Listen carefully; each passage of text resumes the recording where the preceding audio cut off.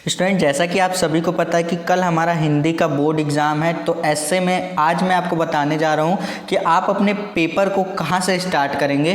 देखो, जिसको आएगा सारा मतलब सारे क्वेश्चंस जिसको आएंगे वो तो कहीं से भी स्टार्ट कर सकता है, वो सीक्वेंस में भी कर सकता है, बीच से भी कोई क्वेश्चन उठा सकता है, क्योंकि उसको तो सारे क्वेश्चन आ रहे हैं। ठीक, लेकिन मैं आज उन स्टूडेंट के लिए बात करूँगा जिनको कि पेपर आधा आ रहा है या फिर थोड़ा बहुत आ रहा है, तो कैसे उसको डील करना है वो सारी चीज़ें मैं बताऊंगा। ध्यान से सुनना, स्टेप बाय स्टेप, ज़्यादा समय नहीं लूंगा आपका, लेकिन आपको कॉन्फिडेंट फील करा दूंगा कि आप अपने बोर्ड एग्जाम के लिए बिल्कुल कॉन्फिडेंट फील करते हुए अपने बोर्ड एग्जाम को देने जाएंगे। ठीक, तो सबसे पहले देखिए, हमारा हिंदी का पेपर होगा 100 मार्क्स का। ठीक, पासिंग मार्क की बात करेंगे सर, इसमें होता है 33 मार्क्स। ठीक, इतना हमें चाहिए होता है पासिंग मार्क के लिए।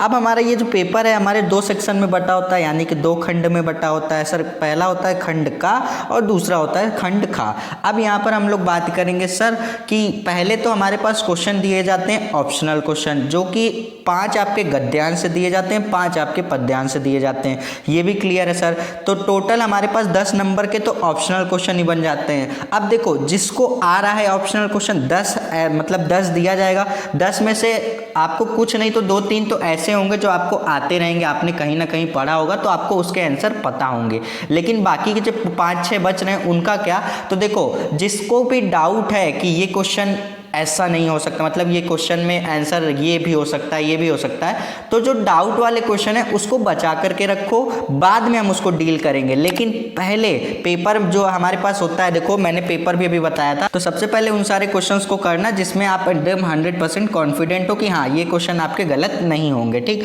अब देखो, बहुत सारे बच्चे ऐसे भी होंगे जो 10 क्वेश्चन है, 10 में से एक भी नहीं आ रहा होगा, उनकी भी बात करते हैं। तो ये जो आपको, अगर देखो 10 क्वेश्चन में से अगर आपको 1-2 आ रहा है या फिर एकदम नहीं आ रहा है, तो आप ये जो ऑप्शनल क्वेश्चन वाला जो पोर्शन है 10 मार्क्स का, इसको अभी आप क्या करो, साइड में रखो। करेंगे इसको भी हम, लेकिन अभी नहीं करेंगे। पहले हमारे पास फ्रंट पेज हम अपना बिल्कुल नहीं खराब करेंगे। तो देखो, हमें थोड़ा बहुत अपने दिमाग का यूज करते हुए एग्जामिनर पर एक पॉजिटिव इफेक्ट डालना है, जिससे कि हाँ वो कॉपी देख करके उसको लगे कि हमें सारी चीजें आती है। तो पहले अगर आपको ये क्वेश्चन नहीं आ रहा है ऑप्शनल क्वेश्चन, तो छोड़ दो, जबरदस्ती करने की जरूरत नहीं है। कब करेंगे वो भी मैं आपको बताऊंगा। देखो, ये आपके क्वेश्चन नंबर 2 में भी 5 दिए जाएंगे, ये देख सकते हो आप, टोटल 5 क्वेश्चन यहाँ भी दिए जाएंगे।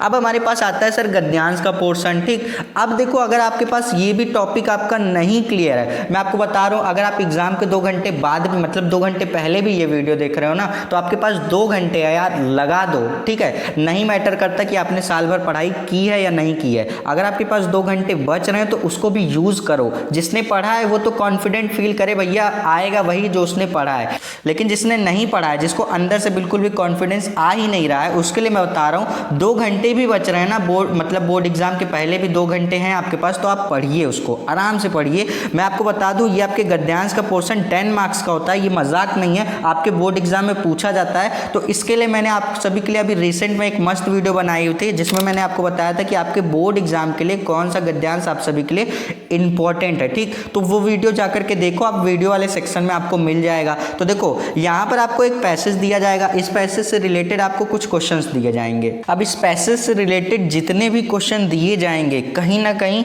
इन सभी क्वेश्चन का आंसर आपको इसी पैराग्राफ में दिया जाएगा। ठीक है, तो ध्यान रहे कि हमें क्या करना है, इसको बहुत ही आराम से पढ़ना है। इस पैसेज को आप जब आराम से पढ़ेंगे, बिल्कुल समझ के, तो आपको कुछ ऐसा पॉइंट दिखेगा वहां पर जिससे कि आप समझ पाएंगे, हाँ ये जो पैसेज है आपका इस चैप्टर से लिया गया है। जब आप चैप्टर समझ जाओगे तो आप उसके लेखक ऑटोमेटिकली समझ जाओगे। तो आपको क्या करना है, इसको बहुत ही आराम से पढ़ना है। जैसे इसमें बोला गया उपयुक्त गद्यांश का संदर्भ लिखिए, तभी तो आप संदर्भ लिख पाओगे। और जो ये जितनी मतलब लाइन पे आपका ये बना हुआ है, ऐसे लाइन हाईलाइट हुई है, इसमें आपको क्या करना है, रेखांकित अंशों की व्याख्या, यानी कि आपको कुछ नहीं करना यार, इसको ध्यान से पढ़ लो और अपने शब्दों में लिख दो। व्याख्या में कुछ नहीं करना है, हेडिंग डालना है व्याख्या, और उसके बाद क्या करना है, इसको अपनी लैंग्वेज में क्या बना सकते हो वो अगर पढ़ के जाओगे तो बहुत अच्छी बात है, नहीं भी पढ़ के जाओगे ना तो व्याख्या जो है ना एग्जामिनर उतनी ध्यान से चेक करते नहीं है। मैं आपको लिटरली बता रहा हूँ, एग्जामिनर उतनी ध्यान से चेक नहीं करते ये सारे टॉपिक। तो आपको ध्यान रखना है कि हमें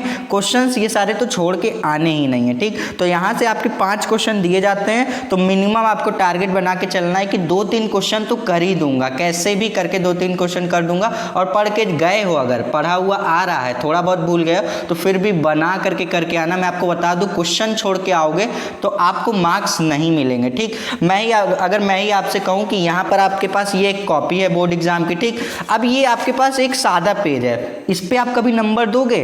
नहीं दोगे ना। और उसी की जगह पे अगर कहीं इस तरीके का कुछ लिखा हुआ मिलेगा आपको, तो कुछ नहीं तो आप सोचोगे यार बच्चे ने एफर्ट लगाया है तो उस पे नंबर दे देते हैं। क्वेश्चन नहीं सही, मतलब आंसर नहीं सही किया, बट उसने कोशिश की है, जितना उसको आ रहा था उसने उतना तो किया है। तो याद रहे, क्वेश्चंस थोड़ा आ रहा है तो जरूर कर दीजिएगा, नहीं आ रहा तो प्रयास करिएगा, ठीक। पहले आप क्या करेंगे, जितने क्वेश्चंस आ रहे हैं उसको कर दीजिएगा, प्रयास करने वाले जो क्वेश्चंस हैं उसको लास्ट के लिए छोड़ दीजिएगा। जब आपके पास सारे आते हुए क्वेश्चन हो जाएंगे, देन आपके पास टाइम बचेगा। 3 घंटे का पेपर होता है, तो आप 2 घंटे या 1.5 घंटे में ही आप कंप्लीट कर लोगे। तब आपको क्या करना है, 1 घंटे आपको थोड़ा सा क्या करना है, रिवाइज करना कि हाँ मैंने ये चीज़ें कहाँ पढ़ी हुई थी। थोड़ा सा जब आप दिमाग पे जोर डालोगे ना, तो सेंटर हॉल में आपको अपने आप सारी चीज़ें समझ में आने लगती है, देखी हुई चीज़ें, ठीक है। तो उसी तरीके से अगर आपको ये पैसेज नहीं समझ में आ रहा तो आप ये वाला भी कर सकते हो, आपके पास ऑप्शन होते हैं। तो मैं यही कहूँगा आपसे हाथ जोड़ करके, बच्चे अगर आपको ये पैसेज समझ में नहीं आ रहा है फिर भी क्वेश्चंस को छोड़ के मत आना। मैं कह रहा हूँ एग्जामिनर इतनी ध्यान से चेक नहीं करता ये सारी चीज़ें। तो मैंने आपको बताया कि एग्जामिनर ये सारे टॉपिक पर बहुत ही ज़्यादा ध्यान नहीं देते हैं, ठीक। उनके पास और भी कॉपी होती है, तो उन्हें सारी चीज़ों को देखते हुए करना पड़ता है। ये नहीं है कि आपके एक ही क्वेश्चंस को लेकर के वो बैठे हुए हैं। देखो करके आओगे तो नंबर तो ज़रूर मिलेगा, ठीक। लिख कर आना, बस इतना कहूँगा, ठीक। उसके बाद जब आप आओगे क्वेश्चन नंबर 4 में, तो देखो क्वेश्चन नंबर 4 को भी ज़रूर अटेम्प्ट कर देना बच्चे। यहाँ पर आपके पास ऑप्शन होता है कि आप ये वाला कर लो या फिर ये वाला कर लो। और इसमें मैं इसलिए कह रहा हूँ कि आप कर ही देना, क्योंकि यहाँ पर ये जो आपके पास पैसेज दिया गया है ना, मिला जुला कर यहाँ पर जो आंसर दिए गए हैं, बस आपको थोड़ा सा पकड़ना है कि ये किस चैप्टर से है और इसके लेखक कौन है। इतना पॉइंट अगर आपने पकड़ लिया तो मिला जुला कर सारे आंसर आपको यहीं कहीं से मिल जाएंगे, ठीक। तो थोड़ा बहुत भी अगर पढ़ के जाओगे तो डेफिनेटली आपके अच्छे मार्क्स बनेंगे। मैं कह रहा हूँ अगर आप एग्जाम अभी आपके 2 घंटे बाद भी है तो 2 घंटे पहले आप अपने जितना एफर्ट दे सकते हो उतना एफर्ट दे दो, ठीक। तो यहाँ से आपको ये सारे क्वेश्चंस को जरूर अटेम्प्ट करना है। 10 मार्क्स का ये भी है, 10 मार्क्स का ये भी है, कहीं नहीं 20 नंबर हो गया ना टोटल मिला करके। अगर आपको नहीं भी आता है, आपने बना करके भी किया ना, तो 20 नंबर में से आपके 14-15 नंबर कहीं नहीं गए बच्चे। सबसे गिरी हुई हालत में 12-13 नंबर तो आपको मिल ही जाएंगे, ठीक। तो ध्यान रखना कि हमें क्वेश्चंस तो नहीं छोड़ने हैं। अभी ऑप्शनल क्वेश्चन का जो पोर्शन बचा हुआ है वो भी मैं आपको बताऊंगा, ठीक। अब आप आएंगे जब क्वेश्चन नंबर 5 में, तो ये तो पॉइंट हर बच्चे का क्लियर रहता है यार। जब भी वो 10th का एग्जाम देने जा रहा है या 12th का एग्जाम देने जा रहा है, उसका जब बोला जाता है कि हिंदी का एग्जाम है तो उसके दिमाग में सबसे पहली चीज आती है जीवन परिचय। यार इस लेखक का जीवन परिचय तैयार करना है, इस कवि का जीवन परिचय तैयार करना है। तो ये तो टॉपिक मैं कहता हूँ हर बच्चे का तैयार होगा। और आप वीडियो देख रहे हैं ना, मैं 100% श्योर हूँ कि आपका भी ये टॉपिक तैयार ही होगा। तो अगर आपका जीवन परिचय का टॉपिक अभी तक नहीं क्लियर है तो मैं आपसे कह दूं, यूट्यूब पर हजारों वीडियो मिल जाएगी आपको।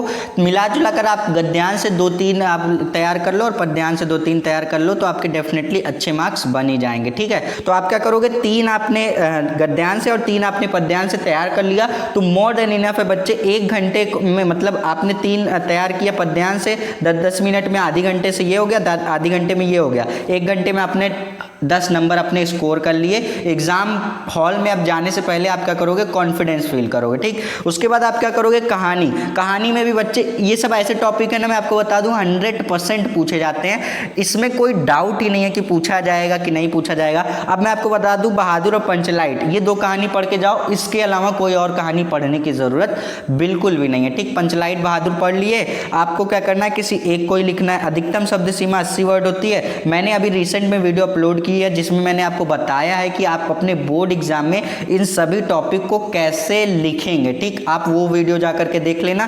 इसी बोर्ड एग्जाम की कॉपी, जैसे आपके बोर्ड एग्जाम में कॉपी मिलेगी, सेम वही कॉपी को मैंने उठा करके आपको बताया हुआ है, बोर्ड एग्जाम की कॉपी पर ही बताया है कि कैसे आपके बोर्ड एग्जाम में आपको कॉपी फिल करके आनी है। अब आपका आ जाता है क्वेश्चन नंबर 7 जो कि आपका खंड काव्य होता है। देखो जो क्वेश्चन करने हैं वो मैं आपको बता दे रहा हूँ, जो क्वेश्चन लास्ट के लिए रखने हैं वो मैं आपको बताते चल रहा हूँ। ठीक, तो क्वेश्चन नंबर 7 में आपको क्या करना है, क्वेश्चन नंबर 7 में आपको डेफिनेटली कर ही लेना है क्योंकि इसमें आपका जिले के हिसाब से बटा होता है। तो इसमें डाउट ही नहीं है सर, एक ही तो तैयार करके जाना है हमें जिले के हिसाब से बटा होता है। मेरा जौनपुर में कौन सा खंड काव्य है, मुक्ति यज्ञ है, मुझे इसको तैयार करके जाना है, इसमें डाउट ही नहीं है, इसको तैयार कर लेंगे, 5 नंबर यहाँ से भी मिल जाएंगे। तो देखो कितने नंबर हो गए सर, जीवन परिचय के 10 नंबर दोनों मिला करके, कहानी के 5 नंबर और खंड काव्य के 5 नंबर, 20 नंबर हमने यहाँ से स्कोर किए।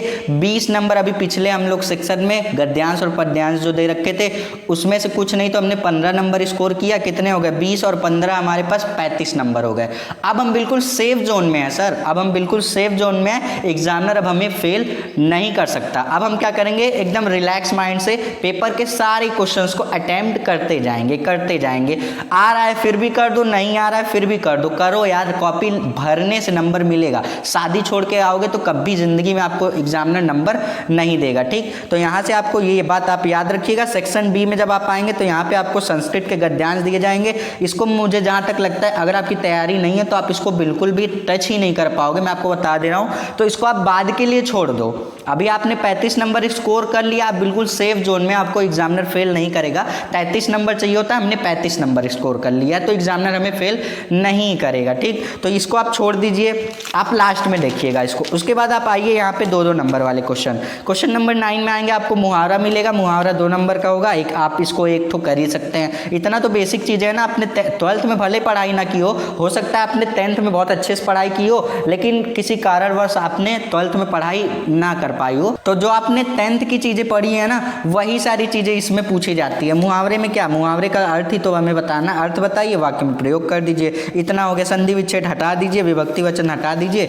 अब हमारे पास यहाँ पर आप आएंगे क्वेश्चन नंबर 11 में, शब्द युग में हमारे पास 2 वर्ड दिए जाएंगे, मतलब उसके मतलब बोलने में एक ही जैसा लगेगा लेकिन उसके अलग अलग 2 मीनिंग होंगे, तो इसको आपको कर लेना है। इसको देखो, ये सारे ऑप्शनल क्वेश्चन है ना, तो जितने भी बच्चे आपके बोर्ड एग्जाम में ऑप्शनल क्वेश्चन बनते हैं वो बच्चे, आ रहा है आप तब भी कर देना, नहीं आ रहा है तो भी कर देना, क्योंकि यहाँ पर कोई निगेटिव मार्किंग है नहीं।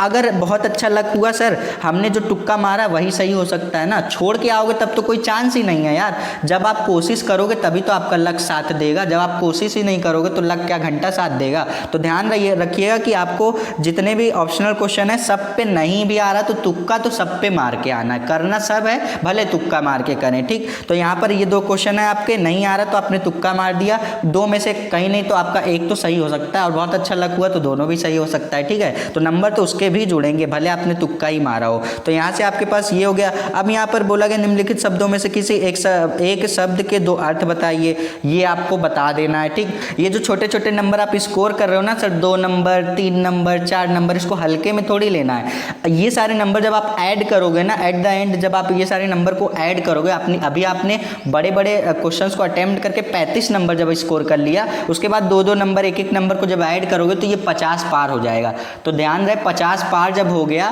तो अब हमें करना क्या है, देखो ये सारे क्वेश्चंस को आपने अटेम्प्ट कर लिया।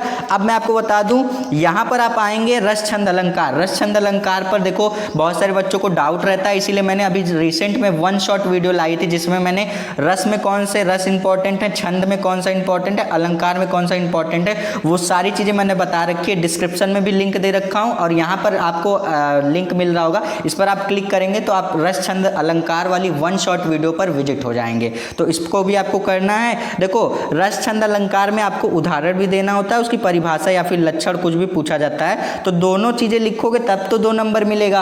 हो सकता है कई बार ऐसा होता है कि आपको उदाहरण नहीं आ रहे होते हैं, आपको परिभाषा या फिर लक्षण ही आ रहा होता है। तो देखो जितनी चीज़ें आ रही हैं ना उतना चीज़ें करके आना, परिभाषा और मतलब लक्षण या फिर परिभाषा और उदाहरण दोनों चीज़ें अगर लिखोगे तब 2 नंबर मिलेगा, वरना सिर्फ और सिर्फ लक्षण लिख के छोड़ दोगे, उदाहरण नहीं लिखोगे तो 1 नंबर मिलेगा। तो 1 नंबर भी तो तो जुड़ ही रहा है ना आपके मार्क्स में, तो वो भी आपका आगे चल के आपको काम ही देगा। ठीक, उसके बाद आप आएंगे यहाँ पर देखो पत्र लेखन पर 10 मिनट की वीडियो है। 10 मिनट की वीडियो आप जाकर के देख लो। मैं आपको 100% बता रहा हूँ 6 मार्क्स आपके स्कोर हो जाएंगे सिर्फ 10 मिनट की वीडियो देखने से। तो 10 मिनट की वो वीडियो जाकर के जरूर देख लेना बच्चे। हाथ जोड़ के रिक्वेस्ट है कि तैयारी नहीं भी की हो तो अपना हौसला रखो। मैं आपको बता रहा हूँ कि कैसे सारी चीज़ों को तैयार करके जाना है। अब यहाँ से 6 नंबर आपने स्कोर कर लिया। अब आपको क्या करना है, यहाँ से आपको 9 नंबर स्कोर करना है। कैसे सर? आपको तो यहाँ पर दिया जाएगा निबंध। अब निबंध पर आपको सोचने की ज़रूरत नहीं है। आपने किसी एक टॉपिक को उठाया, यहाँ पर जैसे वो बोला गया बढ़ती जनसंख्या तथा रोजगार की समस्या, ठीक, इस पर आपने उठाया।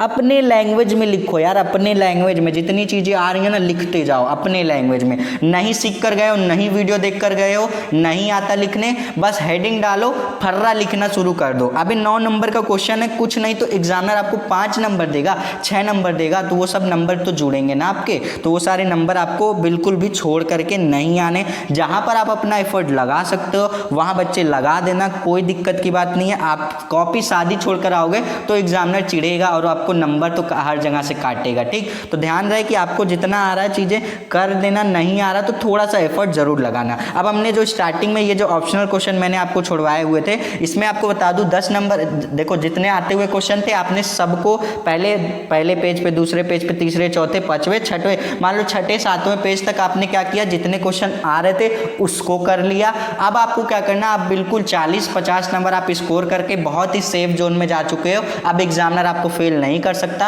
अब जितने भी क्वेश्चंस आप करोगे वो आप अपने परसेंटेज को इंक्रीज करने के लिए करोगे। ठीक है, तो अब आपको फेल होने की दिक्कत है ही नहीं। अब आप बिल्कुल फ्रेश माइंड से क्वेश्चंस को अटेम्प्ट करते जाओ। अब ये जो 10 क्वेश्चन है ना, इसको भी अंधाधुन लगा दो। नहीं आ रहा है ना, देखो आपको 10 में से मान लो 2-3 आ रहे हो तो 2-3 तो सही करोगे ही करोगे जितने आ रहे हैं। उसके बाद जितने क्वेश्चंस नहीं आ रहे उस पर तुक्का मारो, लेकिन पढ़ करके क्वेश्चन। ध्यान रहे, पढ़ करके। कभी कदार ऐसा होता है आप देखते हो लेकिन आपको देखने से ऐसा लगता है कि आपने ये क्वेश्चन नहीं पढ़ा हुआ है, लेकिन जब आप उसको आराम से बैठ के पढ़ते हो ना तब आपको याद आ जाता है हाँ ये टॉपिक तो मैंने पढ़ रखा था। तो आराम से पढ़ना क्वेश्चंस को, ऐसा नहीं कि बिना पढ़े तुक्का मार देना है। क्वेश्चंस को पढ़ना, ऑप्शन को पढ़ना, फिर जो लगे आपको उस तरीके से तुक्का मारना है। ये नहीं कि अंधाधुन बस बिना पढ़े क्वेश्चंस को टिक मार दिया। ठीक, तो ये याद रखना।